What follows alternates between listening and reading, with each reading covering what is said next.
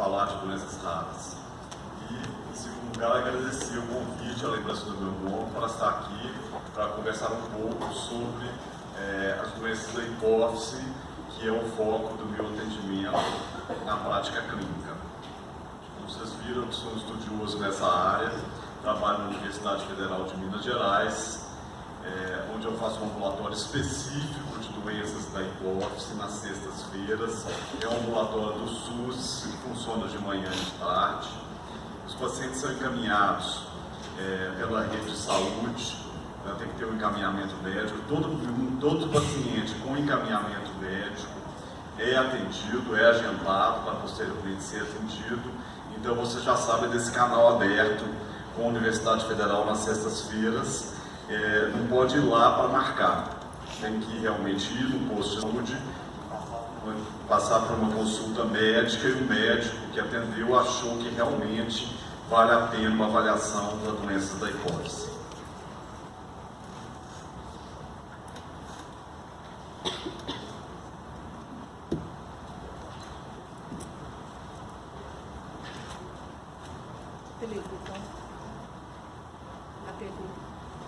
Bom, gente, a hipófise é uma glândula... Menino. É melhor. A TV.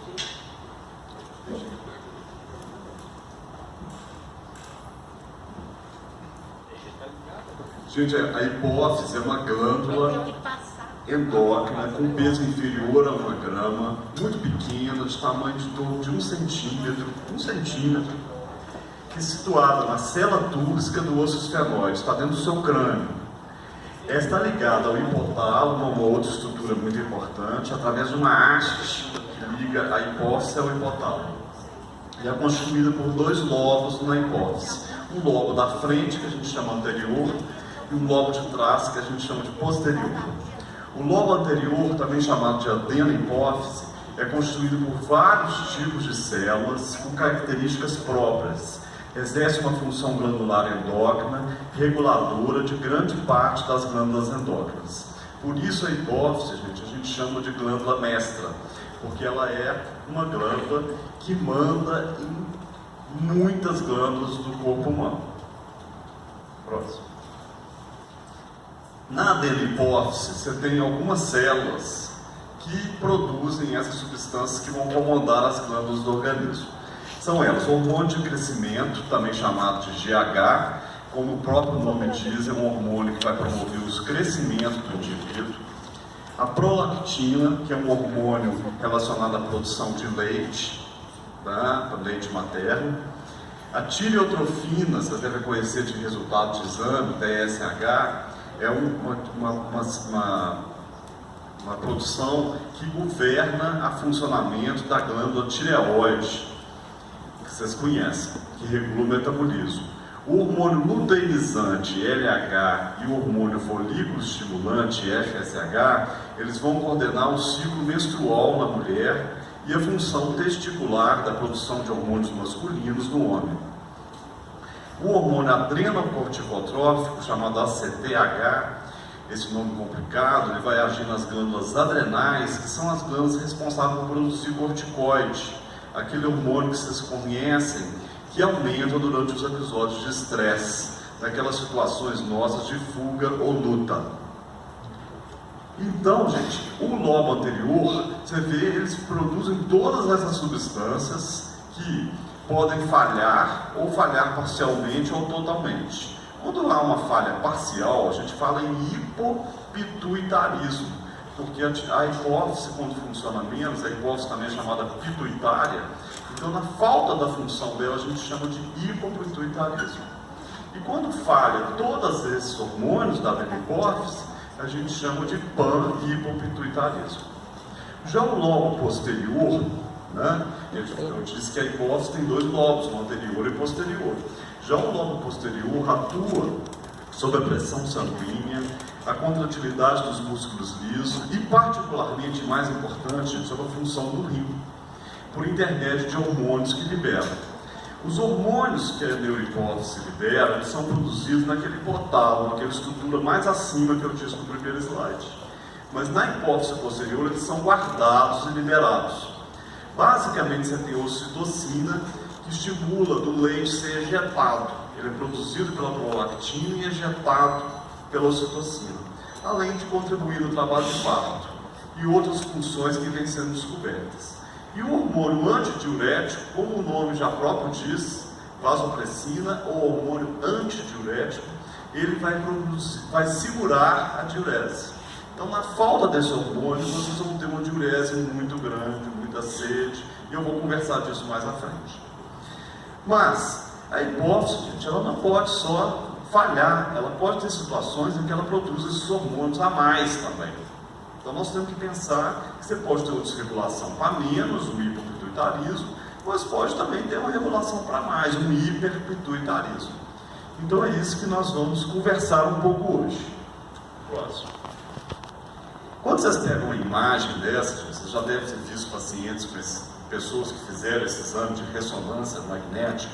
Esse é o exame mais importante para estudar a hipófise. Então eu vou contar um caso dessa paciente. Essa paciente é uma paciente de 35 anos que ela parou de menstruar. Ela parou de menstruar, não estava grávida e começou a ter leite na mama, muito leite na mama. E ela procurou uma endocrinologista, no caso que me procurou, com essas queixas, e fizemos a dosagem de prolactina, aquele hormônio que eu disse que é do hormônio do leite, e esse hormônio estava 1.200, quando o normal é até 20, 30, estava 1.200. Esses casos em que esse hormônio prolactina aumenta muito, gente, são casos de tumores, é um hiperpituitarismo por excesso do hormônio prolactina. Então esse hormônio prolactina aumentado era devido a esse tumor. Esse tumor, gente, não tem um laser aqui para mostrar, mas é aquela parte toda branca que está ali no meio, essa parte branca grande, que sobe parecendo um 8 para cima nos slides para cima. Então tudo que é brancão ali, né, cor branca, mais branca do que o resto, é tumor. Então essa paciente, gente, era uma paciente que a gente pensava que tinha que operar, que na maioria dos casos de tumor de hipófise a gente opera. Mas por exceção, esses casos de aumento de prolactina dessa magnitude, acima de 1.000, como eu falei, eles são às vezes suscetíveis a tratamento com remédio. O próximo, por favor. Então essa paciente tomou um remédio, olha lá, o brancão desapareceu lá do meio do slide. O tumor praticamente sumiu, né, com o uso do remédio. Então essa é uma condição que a gente evita a cirurgia, a gente tenta sempre o remédio. E essa paciente voltou a menstruar espontaneamente, parou o leite na mama, né, porque foi diagnosticada e tratada. Esse tumor, produtor desse hormônio prolactina, é o tumor mais frequente da hipófise, produtor de hormônio. Então ele é sempre o mais comum e a gente já tem remédio para ele, não sendo necessário a cirurgia. Próximo.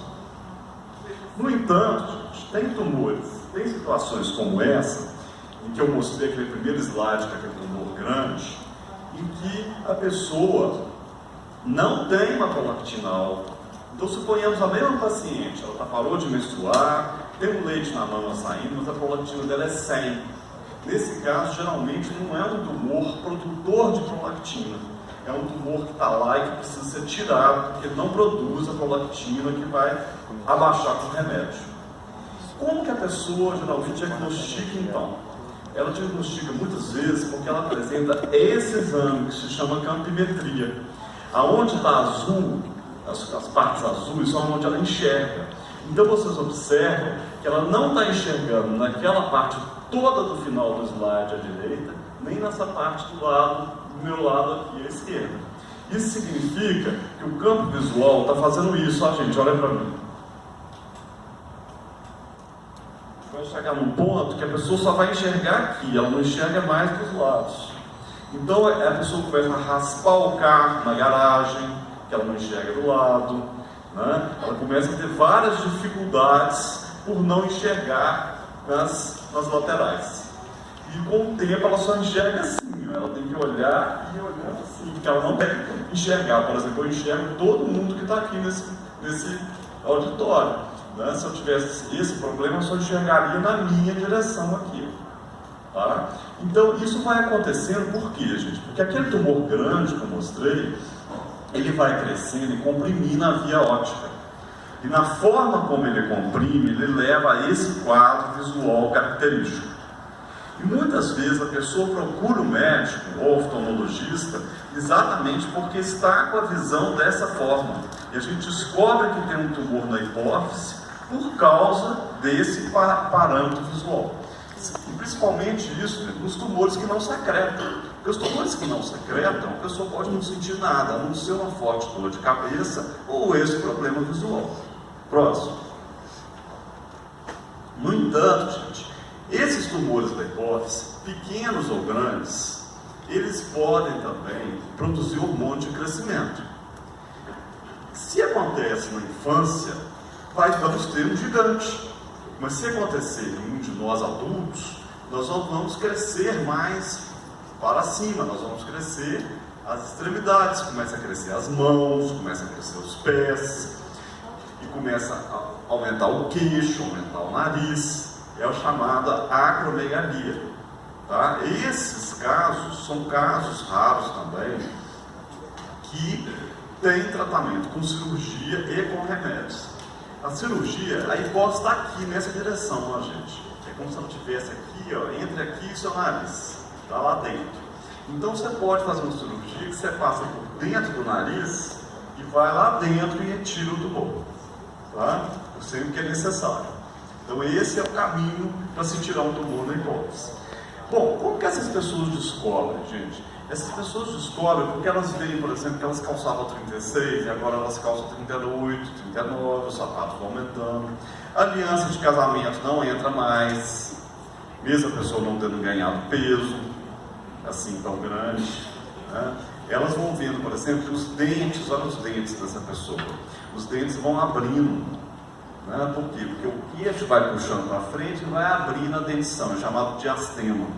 Então, às vezes, um dentista percebe, né? Às vezes, um familiar vê que alguma coisa está esquisita.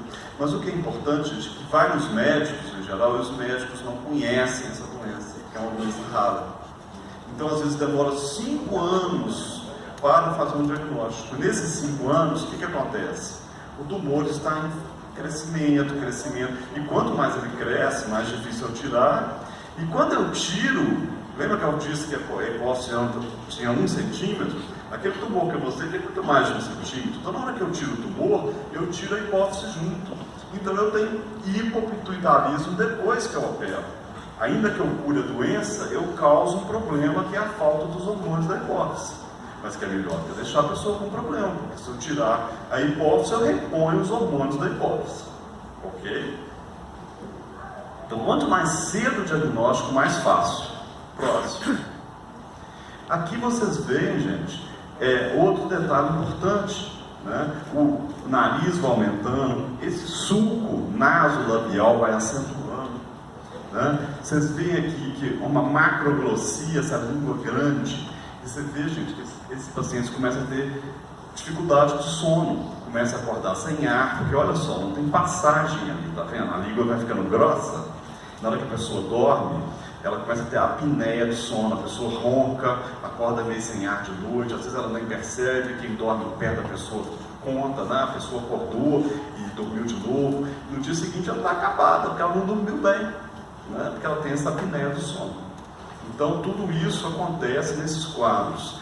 E esses pacientes, quando têm excesso de hormônio de crescimento, eles acabam, por vezes, a fazer diabetes, porque o hormônio de crescimento, ele age contra a insulina, que é o hormônio que regula a diabetes. Então, vocês têm, às vezes, um quadro de diabetes que o clínico, em geral, que não tem uma boa formação, pode achar que é só um diabetes e não perceber que tem uma doença por trás daquele diabetes. Tá? Então, tudo isso eu estou aqui exatamente para conscientizar a população, para que vocês conheçam mais sobre a doença e saber que tem tratamento. Próximo. Bom, gente, aqui um outro caso de tumor de hipófise, que é aquele de produção de ACTH, né, que faz a síndrome de Cushing, que a gente chama, em homenagem a quem primeiro descobriu a doença. Essa paciente, gente, o que aconteceu com ela? Ela tinha esse quadro da esquerda, ela procurou, ela tinha muita acne no corpo, muito gordinha, com essa face de lua cheia que a gente chama, né? E vocês veem que há tratamento que, uma vez que a gente descobriu que ela tinha um tumor da hipófise, localizou o tumor, que eu vou mostrar, olha como que ela ficou depois de 1 ano de tratamento, à direita. Então, existe tratamento, é possível tratar. O Cushing, gente, é o pior dos tumores da hipófise. Sabe por quê? Básico. Porque além da pessoa ficar com aquela cara, ela começa a desenvolver essas estrias que vocês veem vermelhas, arroxeadas. O corpo fica cheio de hematoma, de roxos, parece que você bateu nos cantos e começa a ficar cheio de roxos por distúrbios da coagulação. A pessoa fica diabética, fica com pressão alta. Às vezes, de novo, o clínico não percebe que o diabetes ou a pressão alta não são coincidência, que tem por trás um Cushing, né? E, na hora que você faz um exame, mesmo o médico muito atento, que conhece o Cushing, faz os exames e constatam que existe Cushing, o que acontece quando faz um exame de ressonância? Próximo. O exame de ressonância, gente, mostra ali uma imagem um pouco mais escurinha dentro da hipófise. Olha o grupo do meio à direita, da direita, tá? Mais próximo da direita. Tem uma parte mais escura dentro da hipófise, é aquela parte é o tumor. Muitas vezes, esse tumor é detectado, você opera, vai pelo nariz, tira esse tumor, e vocês veem que ainda tem resto de hipófise para o outro lado. Então a hipófise continua funcionando muito bem, porque esses tumores, gente, são pequenos. O problema do Cushing é que 40% deles, o tumor é tão pequeno que você não enxerga na ressonância. Então fica difícil para o cirurgião abrir e localizar. Então é muito frequente a gente não conseguir tratar ou o paciente tratar e não melhorar. Então isso é uma coisa que realmente acontece, tá?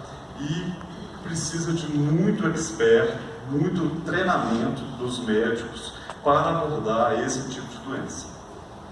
Mas vocês viram o sucesso que é, como é que ela estava, como é que ela ficou, né? Então tem solução, é difícil, mas tem solução. Muito bem, gente. Eu havia falado lá no início que quando você falta todos os hormônios da hipófise, da parte anterior da hipófise, você tem o hipopituitarismo. Então aí exemplifica para vocês. Então vocês veem ali, quando falta os 5 hormônios, se falta prolactina, não vai ter lactação. Se falta hormônio gonadotrófico, vamos acompanhando os quadrinhos. Gonadotrófico, você não tem menstruação, não tem estimulação sexual. Se falta o tireotrófico, a tireoide para de funcionar, a pessoa entra num cansaço, numa exaustão absurda. Se falta o hormônio corticotrófico, a pessoa não só cansa, mas durante o estresse, se ela tem uma infecção, se ela tem um traumatismo, se ela passa por uma cirurgia, ela entra em coma, se não der o hormônio para ela, porque ela não tem. E, no último caso, na falta do hormônio somatotrófico, se é uma criança, ela para de crescer. Se ela é um adulto, vai ajudar ela a ficar cansada, fraca, indisposta, junto com os outros hormônios faltantes. Essa combinação, então, todas juntas, gente, ela é mortal, né? Porque imagina faltar tudo isso e a pessoa não está sabendo e tem que viver dessa forma. Então, até que alguém diagnostique, ela pode até morrer, né? Muito bem. Nos hormônios da hipófise posterior, aquela amarela ali, neurohipófise, você tem a ocitocina, que é menos importante, que é mais o trabalho de parto, a ejeção do leite. Mas tem o hormônio adrenocorticotrófico, que aí eu quero falar um pouquinho, que faz o diabetes insípidos, porque é um hormônio antidiurético. Se ele é antidiurético, na falta deles, você vai ter muita diurese. Você vai sentir muita sede. Próximo. E isso vai levar ao chamado diabetes insípidos central.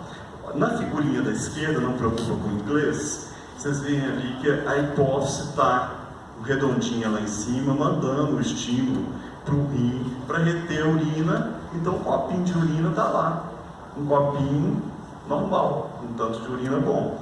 No caso da direita, você tem uma hipófise não produzindo, tem um X, né, na hipófise ali, ela não produz, não consegue liberar a vasopressina produzida no hipotálamo e estocada na neurohipófise. E daí, na falta dessa vasopressina, desse hormônio antidiurético, vocês vão ver que o rim não tem o estímulo para segurar a urina. Então a pessoa vai urinando, urinando, urinando, e se ela não sente sede, gente, ela pode até ter um problema muito sério. Se ela tem sede, ela consegue às vezes compensar bebendo muita água. Mas vê como é que ficou o copinho? Ficou cheio. Um copinho cheio de uma urina muito clara, né? Muito clara, porque ela vai ficando muito diluída. Então ela vai ficando uma urina muito clara, ok?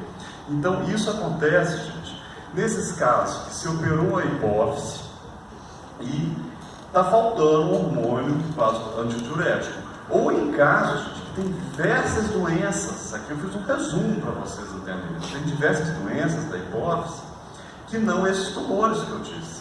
E essas doenças podem infiltrar a hipófise e prejudicar esses hormônios que são aí produzidos.